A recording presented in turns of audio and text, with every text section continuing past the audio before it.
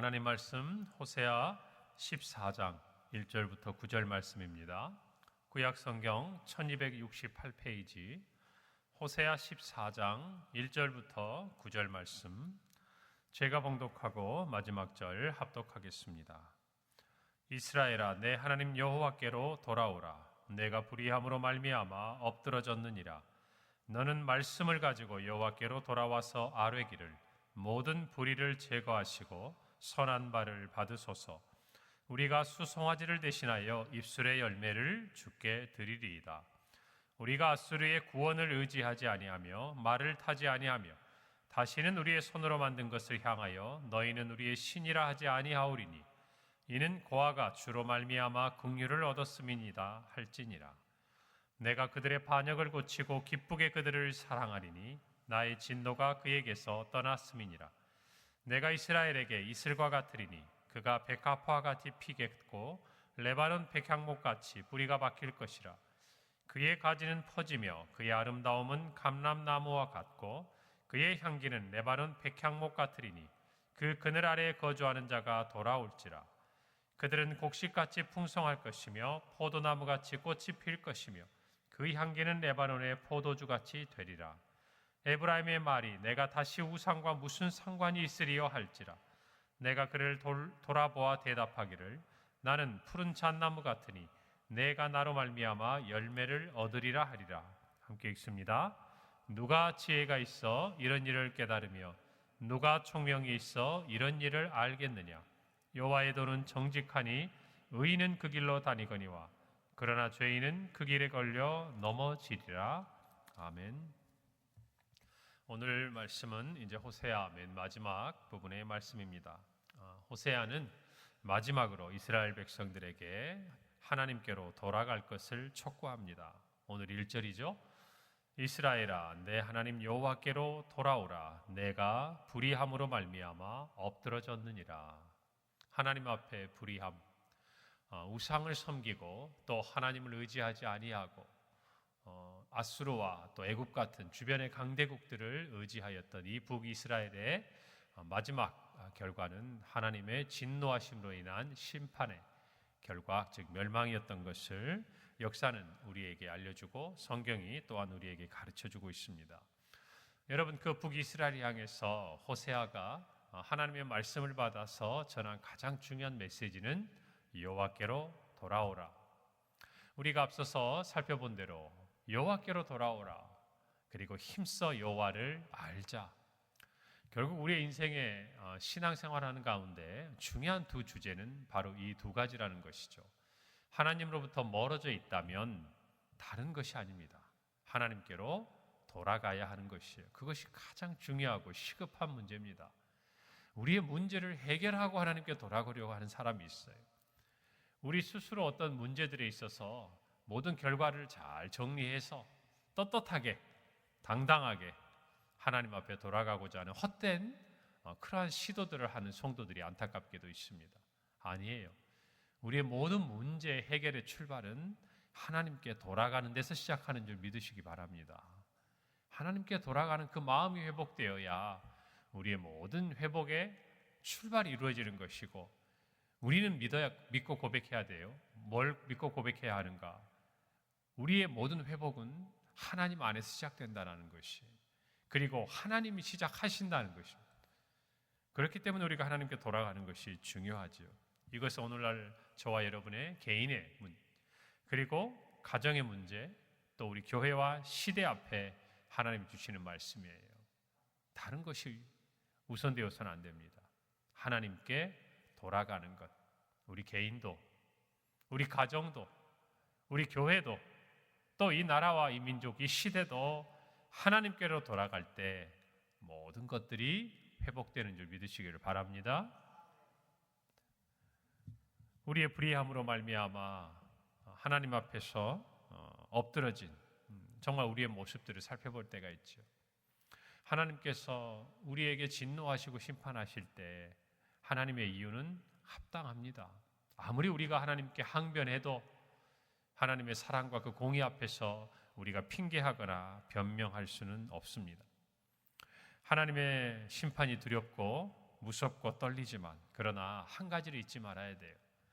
우리는 그 이후에라도 하나님께로 돌아간다면 하나님께서는 저와 여러분에게 회복과 소망을 허락하신다는 것입니다.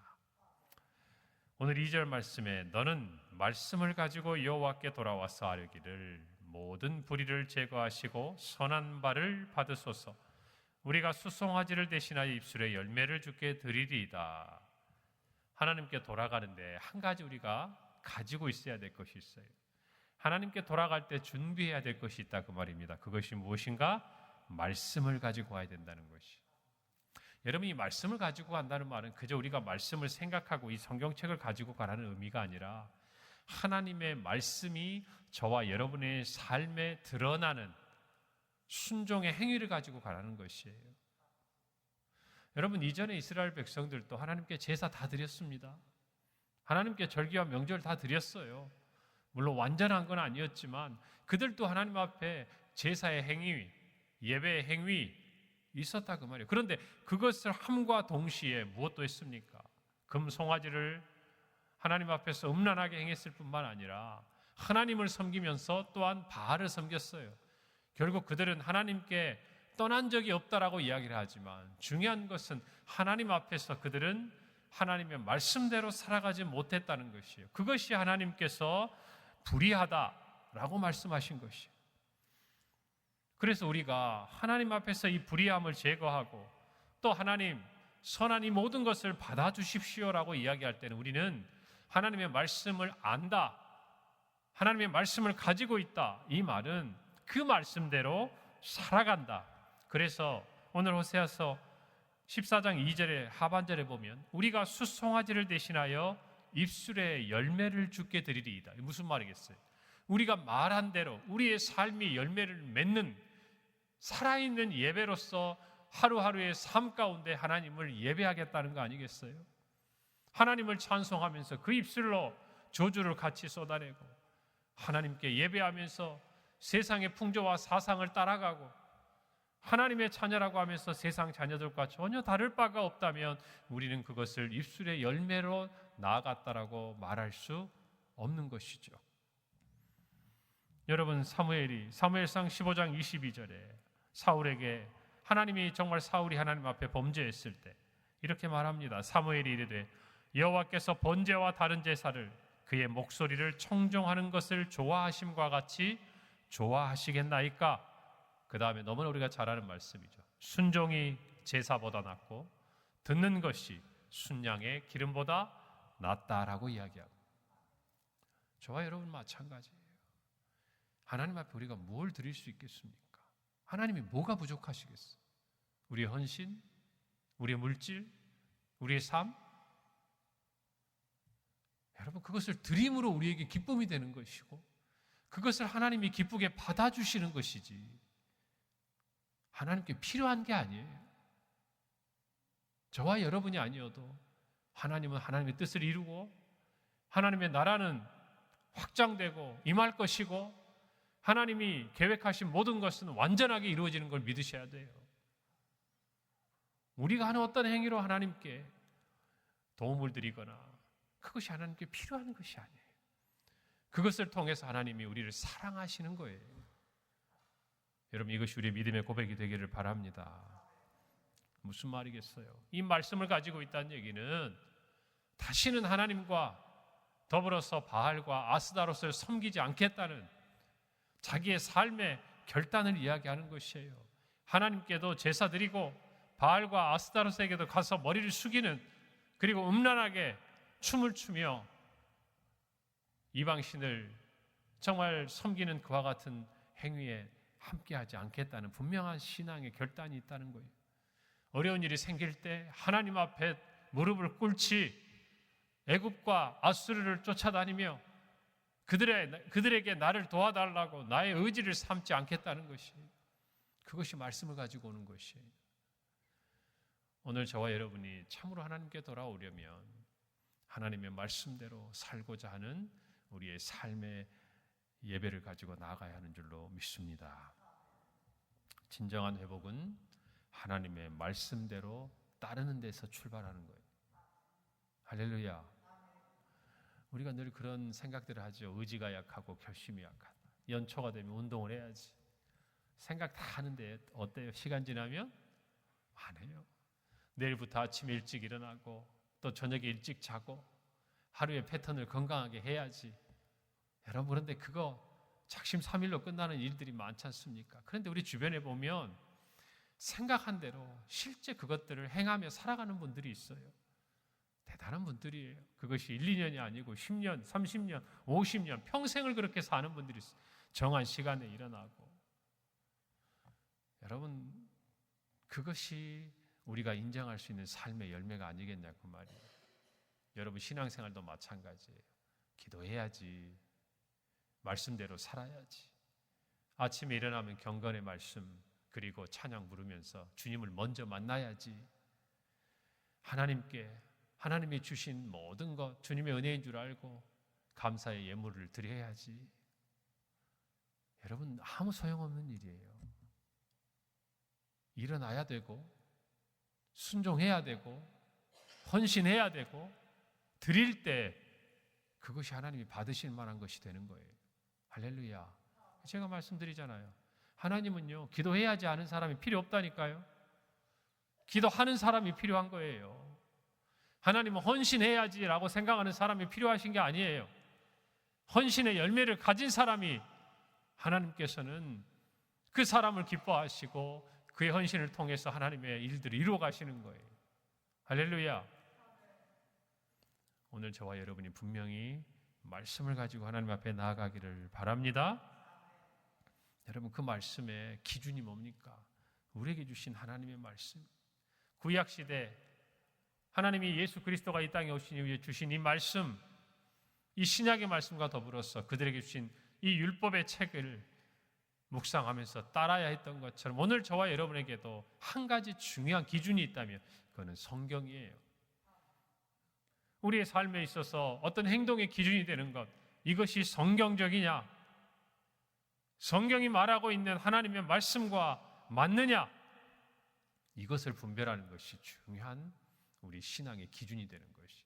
세상이 아무리 뭐라고 해도 하나님께서 말씀하시면 그 하나님의 말씀대로 행하는 것, 그 하나님의 말씀대로 말하고 그 하나님의 말씀대로 따라가는 것이 하나님을 찾고 하나님께 돌아오는 사람들의 모습이어야 된다, 그 말이에요.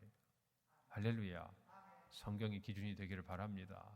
다른 거 아무 없어요. 성경이 기준이 돼야 돼요. 여러분, 그래서 종교개혁도 보세요. 첫 번째 모토가 뭡니까? 종교개혁의 첫 번째 기치가 오직 성경으로, 오직 성경이에요. 그 당시에 성경보다 교황의 말이 더 권위가 있고, 성경보다 성경에도 있지 않은 면죄부와 같은 것들을 만들어서 사제들이 하나님 앞에서 범죄하고 수많은 성도들을 미혹할 때에 여러분, 종교개혁자들이 분연히 일어나가지고 했던 첫 번째 말이 뭡니까? 성경으로, 성경에 있는가? 하나님께서 말씀을 통해 이야기하고 계시는가? 그것이 종교기치의 첫 번째 기치였어요. 종교개혁에. 여러분, 10월 마지막 주일이 종교개혁 주일입니다. 10월의 마지막 주일에는 이 하나님께서 정말 우리로 하여금 이 기독교 역사 가운데 허락하신 이 종교개혁의 의미들을 깨닫도록 한국교회 가운데 그날을 기념하라고, 우리 안에 그렇게 기념하고 있는 시간들이에요. 그 주일이에요. 우리는 그 주일에 태신자를 전도해서 이곳에 초청해서 하나님의 그 복음을 들려주기를 원하는 것이, 할렐루야, 그걸 분명히 아셔야 돼요. 오늘 저와 여러분이 말씀으로 돌아가는 은혜가 있기를 바랍니다. 그렇게 하나님 앞에 말씀을 가지고 돌아갈 때 하나님은 이스라엘을 회복시키시고 기뻐하시고 사랑하셔요. 오늘 4절에 내가 그들의 반역을 고치고 기쁘게 그들을 사랑하리니 그의 진노가 그에게서 떠났음이라. 하나님의 본심이에요. 하나님의 본심. 하나님은요, 이스라엘 백성을 벌 주고 싶은 게 아니에요. 사랑하시고 싶은 거예요. 사랑하기를 원하셨어요. 기뻐하셨어요. 그런데 스스로가 그 기쁨이 되고 사랑받기를 거절하고 하나님 앞에서 불의를 행함으로 엎드러진 거였어요. 오늘 저와 여러분도 하나님의 마음을 오해해서는 안 돼요. 우리의 삶에 고된 일이 찾아오고 어려움이 찾아오고 시험이 찾아오면 우리의 마음속에 이런 생각이 들어요. 하나님은 왜? 아니에요. 왜가 아니다 그 말입니다. 하나님이 왜? 이 두 차이를 아시겠어요? 하나님이 왜 나에게 이런 일을 주셨는가? 불평하고 원망하지 말고 하나님은 이 일들을 통하여 나에게 무엇을 깨닫게 하시는가? 자기를 돌아보고 하나님의 뜻을 또 생각해보고 그것이 성도의 올바른 자세다 그 말이에요. 이사야 55장 7절에 악인은 그의 길을 불의한 자는 그의 생각을 버리고 여호와께 돌아오라. 그리하면 그가 긍휼히 여기시리라. 우리 하나님께로 돌아오라. 그가 너그럽게 용서하시리라. 하나님을 떠난 모든 길에서 하나님의 공의에서 벗어난 모든 불의한 생각에서 떠나서 그것들을 버리고 여호와께로 돌아오면 반드시 하나님은 긍휼히 여기시는 분입니다. 할렐루야. 이것을 의심하지 마세요. 이것을 의심하지 마세요. 그래서 속히 돌아와야 돼요. 이 믿음이 없으면 끝까지 버텨요. 버티면 어떻게 돼요? 자기만 힘들어요. 속히 돌아와야 돼요. 속히. 아니다 싶으면 내가 하는 이 삶의 모든 모습들이 하나님이 기뻐하신 일이 아니다. 성경에서 그것이 아니라고 이야기하는 것이 분명하면 고민할 필요가 없어요. 빨리 돌아와야 돼요. 그러면 반드시 하나님은 긍휼히 여기시고 너그럽게 용서하시는 거예요. 그런 하나님의 사랑을 믿으시기를 바랍니다. 그런 그에게 5절부터 7절에 그는 하나님께서 이스라엘에게 이슬과 같으시 그러니 꽃이 핍니다. 뿌리가 박히고 가지가 퍼집니다. 향기가 납니다. 떠났던 사람들이 돌아옵니다. 하나님 말씀하시는 거예요. 회복이 일어나는 거예요. 곡식같이 풍성하며 포도나무같이 꽃이 피고 향기는 레바논의 포도주같이 돼요. 모든 것이 회복됩니다. 이슬 같은 하나님의 은혜는 우리의 깨어진 거나 연약하거나 상처 입은 모든 것이 꽃이 피고 뿌리가 내리고 가지가 뻗고 향기가 나도록 완전한 회복을 주신다고 말이에요. 하나님의 회복은 부분적인 것이 아니에요. 일시적인 것이 아니에요. 찰나적인 것이 아니에요. 영원한 것이고 완전한 것인 것을 믿으셔야 돼요. 할렐루야. 그렇기 때문에 하나님께 돌아가야 한다고 말이에요. 하나님께 돌아가라. 오늘 이 말씀을 붙들고 우리 누가 기도할 때에 아직도 돌아서지 못한 발걸음이 있다면, 마음이 있다면 하나님 앞에 속히 돌아가시기를 바랍니다. 8절에 에브라임의 말이 내가 다시 우상과 무슨 상관이 있으리요 할지라. 말씀이냐? 분명하게 깨달아야 돼요. 말씀인가? 우상이냐? 하나님이냐? 내가 왕이냐? 하나님이 왕이시냐? 한번 돌아갔으면, 한번 돌아왔으면 다시 세상에 눈 돌리지 않는 저와 여러분이 되기를 간절히 바랍니다. 바랍니다. 호세아는 마지막에 말합니다. 누가 지혜가 있어 이런 일을 깨달으며 누가 총명이 있어 이런 일을 알겠느냐. 여호와의 도는 정직하니 의인은 그 길로 다니거니와 그러나 죄인은 그 길에 걸려 넘어지리라. 이스라엘 백성은 넘어졌어요. 그러나 그들은 그 자리에서 다시 선택해야 돼요. 멸망의 길을 계속 걸을 것인가 아니면 하나님께로 돌아갈 것인가.